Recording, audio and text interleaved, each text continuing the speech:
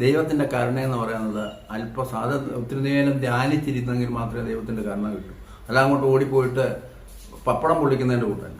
നമ്മൾ ദൈവത്തിന്റെ സന്നിധിയിൽ ഇരിക്കുമ്പോഴും സ്നേഹത്തോടും ഹൃദയം ശുദ്ധി വരുത്തി മറ്റുള്ളവനെ ദ്രോഹിക്കാതെ മറ്റുള്ളവന്റെ കുറ്റങ്ങളെ കണ്ടുപിടിക്കാതെ, നമുക്ക് ബലഹീനതയുണ്ട്, ഞാനും നോക്കിയൊന്ന് പറയുന്നെങ്കിലും എനിക്കിതെല്ലാം ഉണ്ട്. പക്ഷെ നമ്മൾ അതെല്ലാം മാറ്റിയെടുത്ത് ദൈവത്തോട് ഏകാഗ്ര സ്വഭാവത്തോടു കൂടി ഇരുന്നെങ്കിൽ മാത്രമേ ദൈവത്തെ നമ്മുടെ ഹൃദയത്തിലേക്ക് കൊണ്ടുവരാൻ പറ്റൂ. സ്വന്തം സഹോദരനെ കുറ്റപ്പെടുത്തി മക്കളെ മറ്റുള്ളവർക്ക് അതിരുമാന്തി കുടുംബാത്രവും മന്ത്രമൊക്കെ ചെയ്യാതെ ദൈവത്തിന്റെ സന്നിധിയിൽ വന്നിരിക്കുവാൻ നമ്മുടെ ഹൃദയങ്ങളെ ശുദ്ധിപ്പോ. ഇനിയും വരുന്ന 3 നോയമ്പാണ്. ഈ 3 നോയമ്പിൽ നമ്മൾ വിശുദ്ധിയോടുകൂടി നോയമ്പ് ഉപവാസമൊക്കെ വേണം. ഈ ഉപവാസമൊക്കെ ഉണ്ടായിട്ടാണ് ഇന്ന് മനുഷ്യൻ നിലനിൽക്കുന്ന പോലും. ഉപവാസത്താലും പ്രാർത്ഥനയല്ലാതെ വ്യാധി നീങ്ങിപ്പോകത്തില്ലെന്ന് നമ്മൾ പറഞ്ഞ കൊണ്ട് നമ്മുടെ സഹോദരങ്ങളോട് ഐക്യപ്പെട്ട് മുന്നോട്ട് പോകാൻ നമ്മൾ സഹായിക്കണമെങ്കിൽ ദൈവത്തിന്റെ പരിശുദ്ധാത്മാവ് എന്നെ തന്നെ ശുദ്ധീകരിച്ച് മറ്റുള്ളവർക്ക് കാണിച്ചു കൊടുക്കണം. അത് നമ്മളെ കൊണ്ട് പറ്റുന്നുണ്ടോ? ഇന്നില്ലെങ്കിൽ നമ്മൾ പറഞ്ഞിട്ട് കഥയില്ല. ദൈവത്തെ നമ്മൾ കൂടുതലായി ദൈവത്തിന്റെ സന്നിധിയിലായിരിക്കണമെങ്കിൽ നമ്മുടെ ഹൃദയം തമ്പുരാന് കൊടുക്കണമെങ്കിൽ തമ്പുരാന്റെ ഹൃദയത്തിൽ നമ്മളിലേക്ക് വരണം.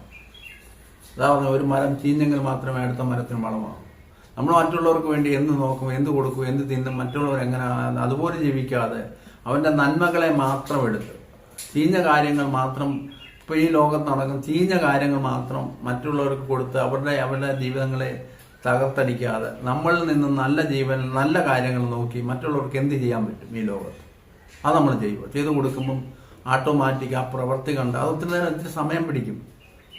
ഒരു 50 നില കെട്ടണം 1 സെക്കൻഡ് കൊണ്ട് പൊട്ടിക്കാം, പക്ഷേ മറിച്ചിടാം, തറക്കാം. പക്ഷേ നമ്മളെ 1 മിനിറ്റ് കൊണ്ടോ 10 വർഷം കൊണ്ടോ ഈ 15 നില കെട്ടാൻ പറ്റത്തില്ല.